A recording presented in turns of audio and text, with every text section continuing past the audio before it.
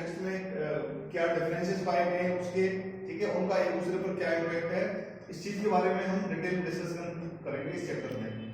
अब देखो gender based जो इनइक्वालिटी है ना, हमारे समाज में आज भी जो जेंडर पे आधारित जो असमानता है, इनइक्वालिटी पाई जाती है, वो एक बहुत बड़े लार्ज वास्ट उसमें स्तर पर मिलती है, वास्ट स्टेज पे। क्योंकि आज भी जो है एक तरह से कह सकते हैं लड़के लड़कियों में भेदभाव समझा जाता है। बहुत सारी जगह पे कई सारे ऐसे रीजन हैं जहाँ पर जो एक तरह से कह सकते हैं कि जेंडर के आधार पर जो डिस्क्रिमिनेशन है वो देखने को मिलता है, ठीक है।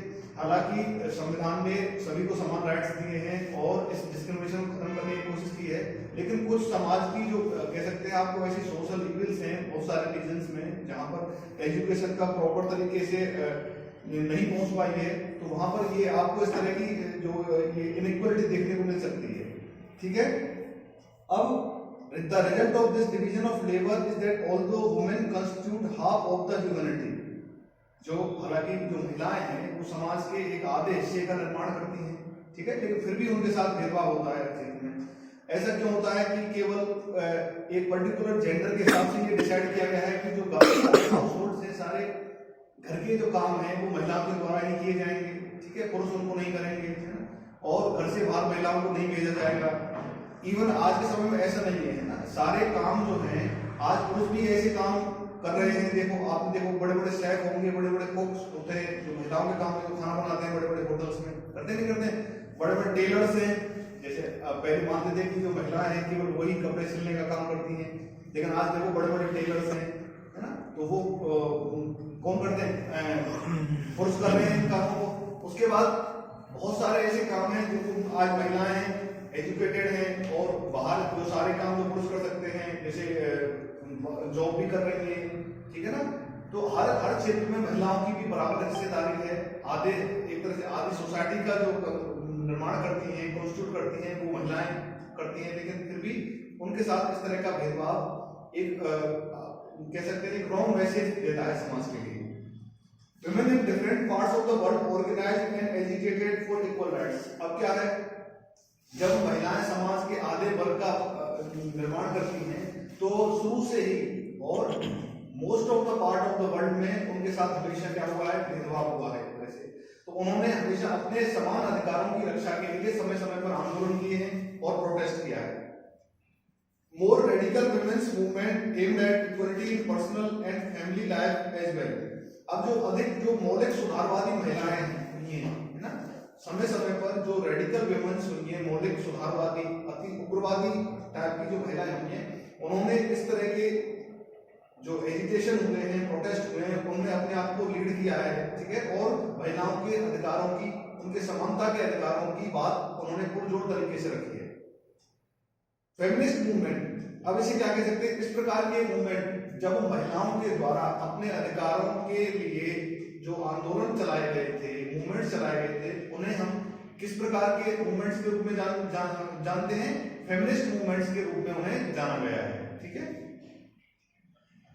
Political expression of gender division and political mobilisation on this question help to improve women's role in public life. अब जो एक तरह से राजनीतिक अभिव्यक्ति है, अब देखो क्या होता है, पॉलिटिक्स में भी महिलाओं के साथ एक तरह से जेंडर के आधार पर डिस्क्रिमिनेशन होता है। राजनीति में भी उन्हें पहले ना, हम बात कर रहे हैं पहले के कॉन्टेक्स्ट में, उनको इक्वल जो उनका रिप्रेजेंटेशन उनको नहीं किया जाता था, ठीक है। In our country, women still lag much behind men despite some improvement since independence. Ours is still a male-dominated patriarchal society। अब देखो हमारे देश में भी महिलाएं जो हैं आज भी पुरुषों के पीछे लगी हुई हैं, मीन्स उन्हें एक पुरुषों के पीछे का एक तरह से वो माना जाता है कि वो है, उनको पुरुषों के पीछे चलना है, ठीक है। उनके साथ भेदभाव पूर्ण जो एक तरह से माहौल बना हुआ है हमारे समाज में। हालांकि आंदोलन के बाद और संविधान निर्माण के बाद कुछ ऐसे बदलाव किए गए हैं कि उन्हें सभी क्षेत्रों में, ठीक है, चाहे वो एजुकेशन का क्षेत्र हो, चाहे वो राजनीति का क्षेत्र हो, उनमें उनकी बराबर हिस्सेदारी उनकी फिक्स की गई है, ठीक है, जिससे कि महिलाओं के उत्थान के लिए काम किया जा सके। वुमेन्स पॉलिटिकल रिप्रेजेंटेशन, अब देखो many feminists insisted on women's role in representative institutes to stop gender equality. अब क्या है, जो बहुत सारी फेमिनिस्ट हुई है, बहुत सारी जो महिलाएं सुधारवादी हुई है ना, उन्होंने क्या किया है कि राजनीति में भी जो रिप्रेजेंटेशन है, किसी भी गवर्नमेंट को जो फॉर्म किया जाता है तो उसमें उनका भी रिप्रेजेंटेशन होना चाहिए, उनकी भी हिस्सेदारी होनी चाहिए, जिससे कि महिलाओं जो एक जेंडर गैप है उसको खत्म किया जा सके। ठीक है ना। तो इसी वजह से क्या किया गया है कि लोकसभा और संविधान विधानसभा में भी, और लोकसभा विधानसभा में महिलाओं को रिजर्वेशन दिया गया है। 33% सीटें जो महिलाओं के लिए आरक्षित होती हैं। आप देखो जैसे गवर्नमेंट जॉब्स जो निकलते हैं उनमें भी महिलाओं के लिए कहीं किसी स्टेट ने अपने स्तर पर 50% रिजर्वेशन दे रखा है, कहीं 33% रिजर्वेशन दे रखा है।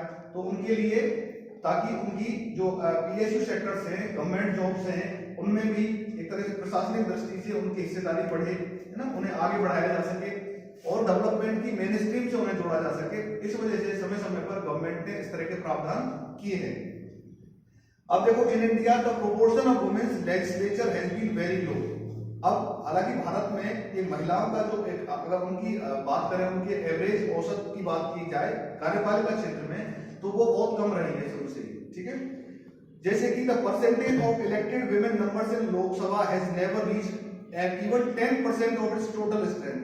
हालांकि क्या रहा है, संविधान ने इस तरह का प्रावधान किया है, ठीक है, कि इतनी इतनी सीटें रिजर्व रखी गई, लेकिन फिर भी आज भी संविधान में, लोकसभा में जैसे 545 सीट्स हैं, ठीक है, इलेक्टेड मेंबर्स जो हैं, तो जो उसमें पार्लियामेंट में चले जाएंगे, उनमें आज 10% जो महिलाएं हैं उनका रिप्रेजेंटेशन देखने को नहीं मिलता है।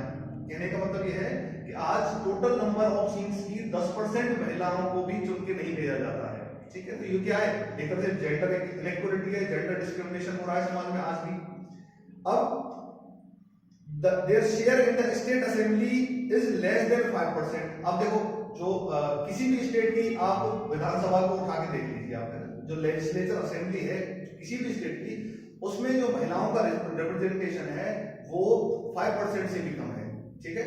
तो यहाँ भी जेंडर इनइक्वालिटी देखने को मिल रही है, जेंडर डिस्क्रिमिनेशन देखने को मिल रहा है। तो अब इस चीज में क्या होना चाहिए कि इस चीज को इम्प्रूव करना चाहिए, हमें नारी शक्ति के उत्थान के लिए कार्य करना चाहिए। ठीक है। गवर्नमेंट को भी मेजर्स इनिशिएटिव्स लेने चाहिए, है ना, कि उनकी हिस्सेदारी गवर्नमेंट्स में हो, ठीक है, और पीएसयू सेक्टर्स में हो, ठीक है, तभी जाकर हम क्या कर सकते हैं, इस जो जेंडर इनइक्वालिटी है इसे हम समाप्त कर सकते हैं। अब देखो, उसके बाद इसी तरह से अब थर्ड टायर क्या होता है, Praveen, what is the third tier और थर्ड स्टेट या third level of the government?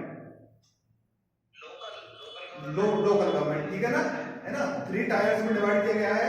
ठीक है। ऊपर सेंट्रल गवर्नमेंट, स्टेट गवर्नमेंट्स और लोकल गवर्नमेंट्स, है ना। तो जिसे पंचायती राज सिस्टम हो गया। अब